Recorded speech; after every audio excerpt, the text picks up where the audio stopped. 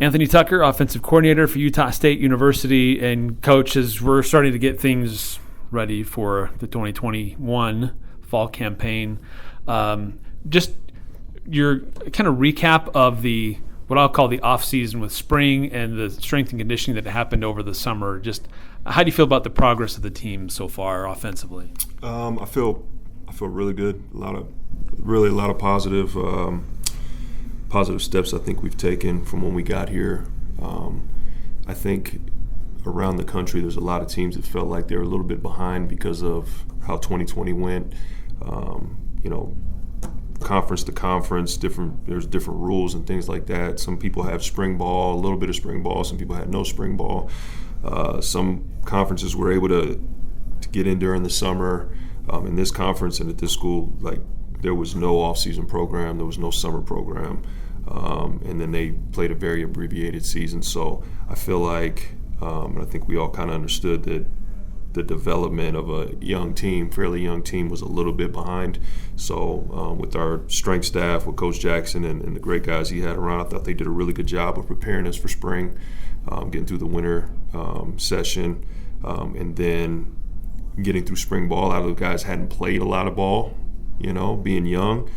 So getting through spring ball, introducing our style of play, what we'll hang our hat on culture-wise, introducing scheme and things like that, and really kind of getting to know what we have personnel-wise, because there really wasn't a lot to go on. So we didn't really know what we had. I think we all felt pretty positively about what we had, in the cupboard, so to speak, what we needed to address needs-wise, personnel-wise, things like that.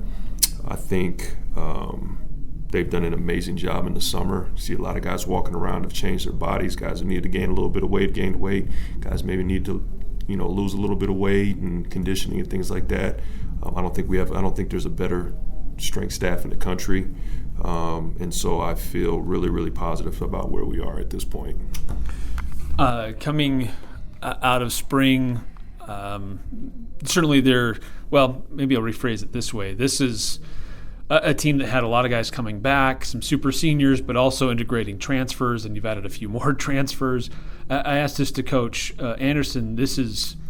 Everything's new for you guys, for these players, whether they're transfers integrating or not. So how do you see that kind of meshing together with the transfers, with the guys that are already here, but especially with the guys who are here trying to understand these new concepts, these new systems, and what's being asked of them? Well, just speaking for the offensive side of the ball, a lot of the guys we brought in were able to go through spring with us, and or the entire summer program.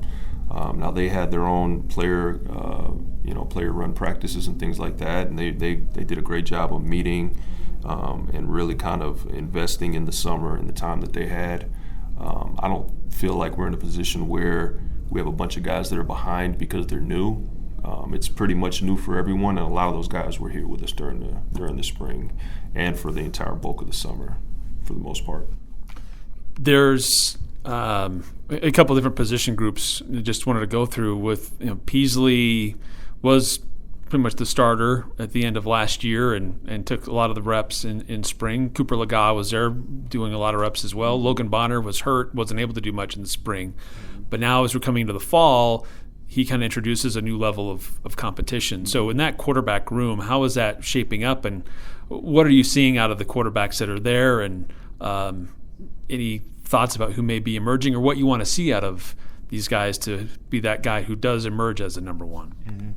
I've been really impressed with that room and with the guys in that room from day one through spring, through the summer, with the investment part of it.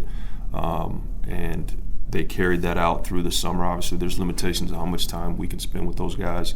Logan, all those guys will be in camp. Obviously, adding another talented player to the mix will, hopefully raise the level of that room. I felt like there was some really big steps that those guys took that went through spring ball.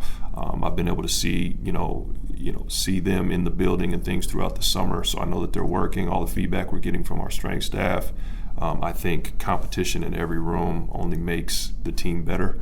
And so I feel really, really good about where we are in that room and with the ability to win games with those guys. Coach was also really high on the wide receiver core. You got some burners, you got some real talented guys, you got some new additions as well. And he also kind of alluded to this may be kind of a wide receiver by committee just because there's so many great talented players there. How do you kind of manage that, and what are you wanting to see out of them to help kind of move things forward? I want them to continue doing what they're doing because their level of commitment has been amazing. And, you don't ever want to have, if you want to be balanced, you want to be able to run the ball, you want to be able to throw the football. And there may be games where we throw it more than we run and vice versa. But you got to have more than a couple guys, and I feel like we have a really good core of guys that are going to make us hard to defend, because it's not just you have one guy that a team can pay attention to and things like that. I feel like we have some really good pieces, and we have some young pieces and guys that we've been able to add, guys that have been here who have really, really taken steps. I was really impressed with them in the spring, and I've been impressed to what they've been able to do this summer. But you got to have more than one guy. We want to snap. We're not going to snap the ball 40 times a game. We're trying to snap the ball a lot. So you need legs, you need guys running, but you don't want any drop off from maybe the guys that run out there first.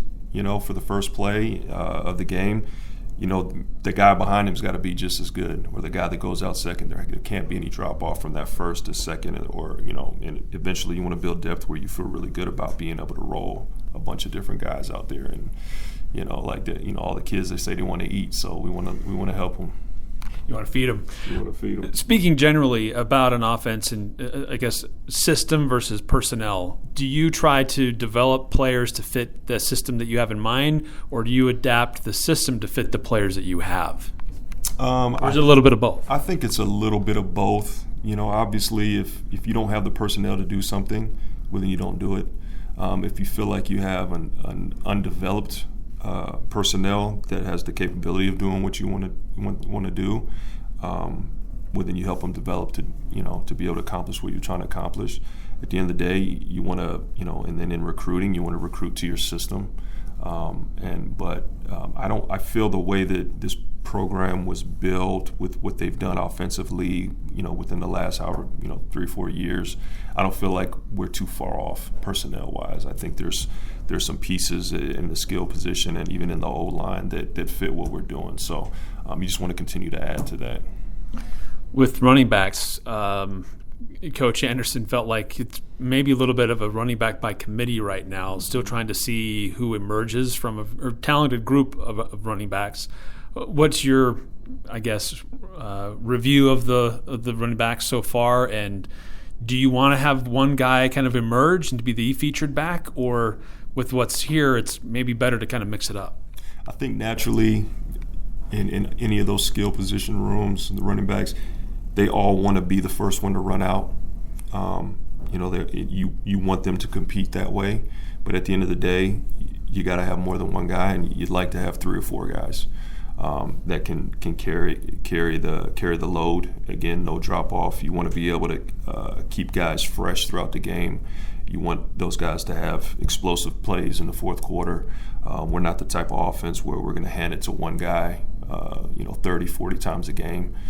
You want to be able to, maybe have 30 or 40 touches or more in that room, but you want it to be divvied throughout, 2, 3, 4 capable guys so that the level of explosive plays increases. I'd rather have a guy that has, 100 carries or 110 carries throughout, for the year, but he's averaging 8 to 9 yards a carry, those types of things, rather than a guy who's carrying it 200 or 300 times a year and he's averaging 4.5 a carry.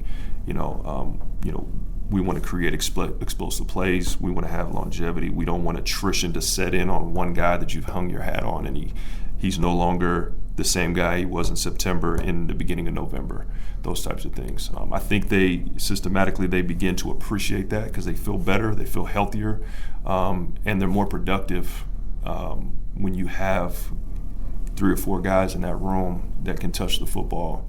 And the other thing is, and there's no drop off when that guy goes in. Another guy gets a breather, and now you're getting hit with another guy who's really fresh and explosive.